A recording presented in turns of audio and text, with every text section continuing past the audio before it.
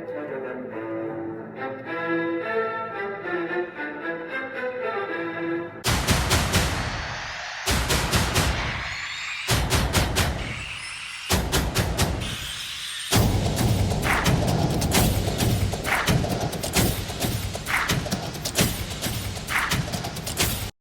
and welcome to this week's MPTV Coaches Show. Brian Lindley, Brian Peters, and we are talking a lot of successful Potters athletics. We've even got some postseason to talk about.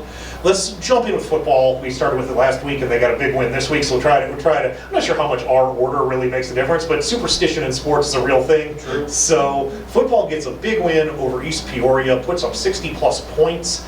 I'm not necessarily the historian, but at least in my experience, they were 3 points short of the school record. Is that right? Yeah, they scored 64. The record, as far as I know, is 66. Okay. So, I mean, just obviously everything clicking as they go into the two big games with Dunlap this week and Washington next week. You know, the last couple of weeks when we've been talking about football, we talked about the fact that, you know, they had some tough early losses, and they put them in, you know, kind of in the corner a little bit. They've responded, and now, as you just said, you've got two clearly strong conference opponents left, one at a time. But if they can get Dunlap, which I think is doable, I talked to some of the guys, Dennis Drickup, who's in my class, who's of course one of the key players. They're confident. They played them this summer. They feel like they can match up pretty well. So you get that one, you're at 4-4 at that point with one game to go. Who knows? Yeah, and I think the summer thing is huge. The fact that now you can do that in the IHSA and you get a chance to go and play other teams this summer. And I mean, obviously, it's not an identical experience, but you at least have a sense of your opponent in a way that you never would have before. Right, and not only that, I mean, it's kind of the mind of the teenage athlete anyway. It's like, we've seen this, we know what they can do.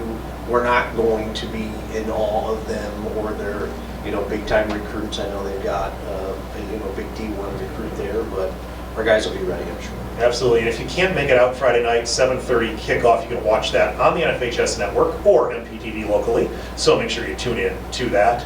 Let's stick with the theme of, maybe having to face Dunlap and just kind of this whole, obviously getting close to the postseason. Let's talk volleyball. Yep. Volleyball got the #1 seed in their regional, so huge piece there. Yeah. They also still have two huge conference games left, fighting for a conference title with Dunlap and Washington still left. Right, and if I'm not mistaken, the first game against Dunlap was a loss for our that is kids. correct. Yeah. That's not such a bad thing now, right? Yeah. Because we're potentially going to have to play them. Yeah, in that region. Yeah, in that regional. It's tough to keep beating a team that's good, and we are good. We're young. They're going to continue to get better, as we've talked about. So, despite going up to Dunlap, I think our girls have to feel pretty good about where they're at heading into that regional. Yeah, I think so. I mean, and again, just kind of we'll keep you updated. Obviously, regional's 2 weeks away. Conference titles on the line next week, both Tuesday and Thursday matchups. Again, Dunlap and Washington and those. So exciting times on the volleyball court. Almost said field, but it's a court in volleyball. Let's talk about the course or the links and talk about golf a little bit here. Boys golf.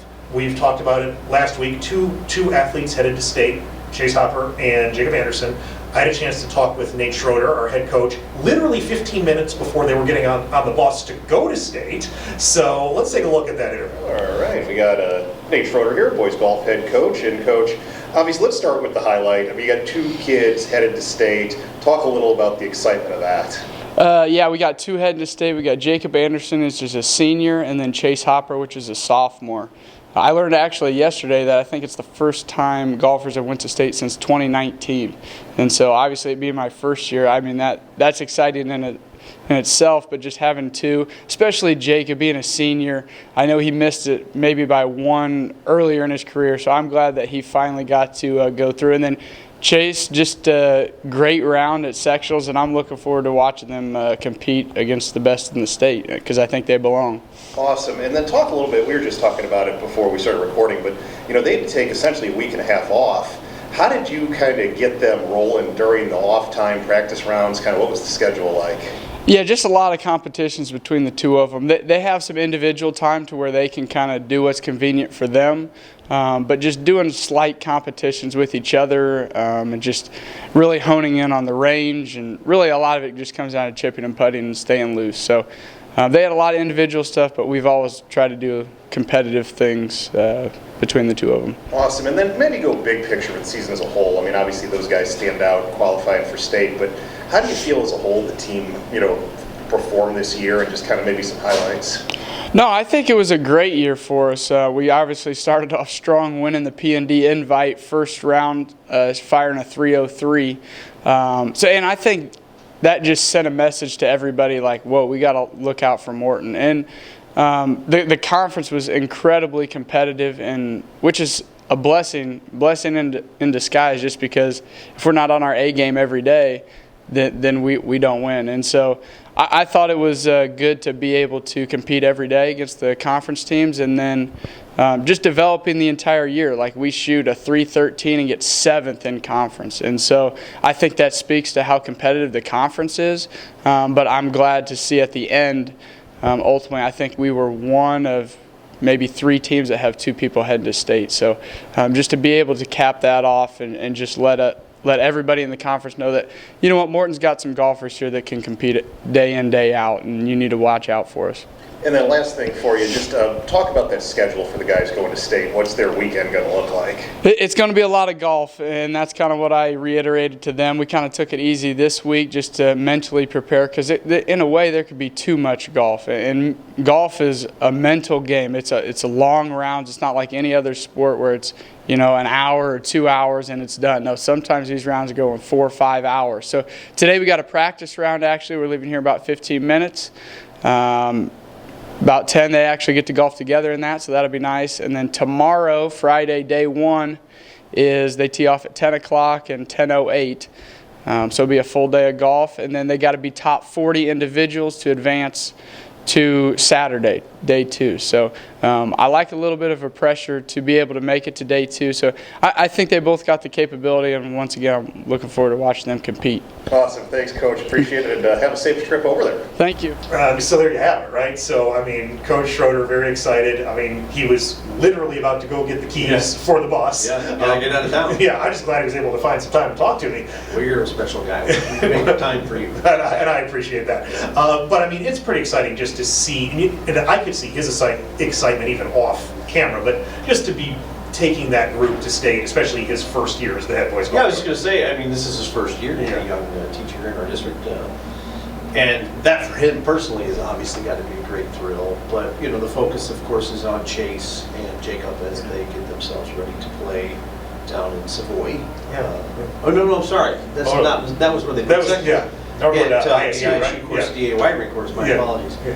And so this time of year, golf can be pretty unpredictable with the weather. If it gets cold, this has an impact on your swing, on balls, and how far they're going to travel on your drive. So a lot of factors to think about, wind as well. But the guys just need to go and play their game.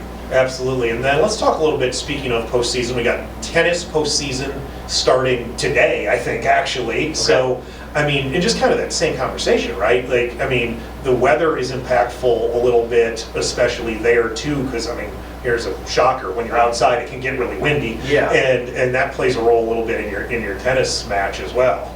I would think unquestionably, right? And I think it's not, I mean, there's a reason why the IHSA has the state tournaments when they do for golf and tennis, because it just gets to a point as you get closer to November that the conditions for outside play in those sports just make it very difficult. And so, but you have to, as an athlete, you have to kind of take that in the mentality that so does the person I'm playing, and, it gets into be kind of a mental strength game, and so obviously best of luck to our kids as they prep for that. Yeah, let's talk before we wrap it up a group that we've covered a lot for justifiable reasons, which is our cross-country teams.